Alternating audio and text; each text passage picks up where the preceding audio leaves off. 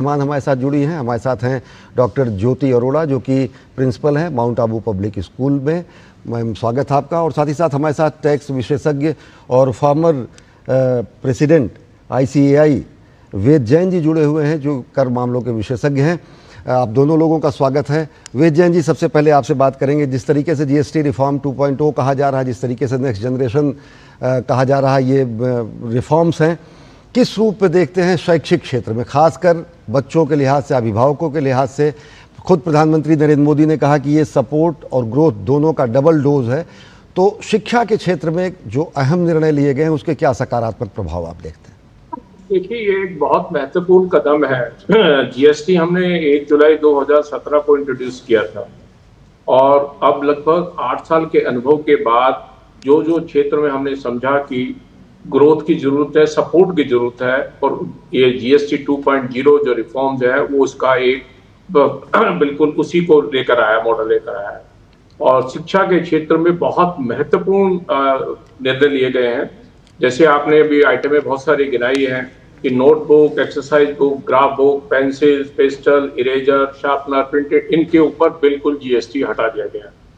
अब ये आप मान के चलिए एक साधारण स्टूडेंट के लिए के लिए बहुत जरूरी चीजें हैं।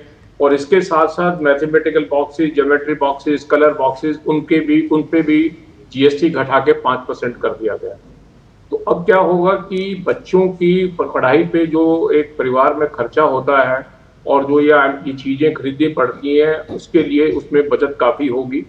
और स्वाभाविक है कि जब एक पे टैक्स रेट कम होता है तो उसकी खपत भी बढ़ती है, कंजम्पशन भी बढ़ती है, क्योंकि महंगाई रेट ज्यादा होने से उसके ऊपर एक अंकुश होता है कि आप उसे परचेज नहीं कर पाते। तो अब वो परचेज कर पाएंगे, उसकी खपत बढ़ेगी।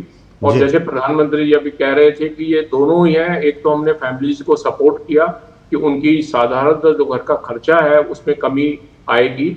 मैं ऐसा मान के चलता हूँ कि एक परिवार के अंदर अगर 2 बच्चे हैं तो लगभग 2000 से लगभग खर्चा लगभग महीने का होता है। तो अगर ये 12% की टैक्स की छूट आती है तो 250 रुपए एक सीधे घर में बचत के रूप में नजर आ रहे हैं। और स्वाभाविक है कि जब ये चीजें सस्ती होंगी तो उनकी कंजम्पशन बढ़ेगी, डिमांड आएगी, तो उससे इकोनॉमिक सपोर्ट, आर्थिक व्यवस्था भी बहुत सुधरती है, क्योंकि प्रोडक्शन बढ़ती है जब डिमांड क्रिएट होती है। तो प्रोडक्शन बढ़ती है तो साथ साथ उसके साथ फैक्ट्री में रोजगार क्रिएट होते हैं। रोजगार क्रिएट होते हैं तो रोजगार वालों को पैसे, जो सैलरी मिलती है, वर्किंग मिलती है, वो परचेजिंग पावर को बढ़ाकर लाते हैं। तो अपने आप में एक बहुत महत्वपूर्ण कदम है। और एक ये आइटम लगती बहुत छोटी सी है, लेकिन अगर भारतवर्ष की 140 करोड़ देश की जनता की और डेमोग्राफी का हिसाब लगाकर देखा जाए तो बच्चे, ये मान के चलो 4 साल की एज से लेके 20 साल की एज तक के बच्चे या 22 साल तक की एज के बच्चे सभी एजुकेशन में है। तो ये फायदा एक 4 से 22 साल के 18 साल की जो ओवरऑल पीरियड लगाया जाए और डेमोग्राफी में ये एक बहुत बड़ी परसेंटेज है, उन सबको ये फायदा मिला है। निश्चित तौर से रीच आउट जो करी गई है वो एक बहुत लार्ज स्केल पे रीच आउट मानने जाने चाहिए। जी, एक बहुत बड़ी आबादी, बहुत बड़ा मध्यम वर्गीय परिवार।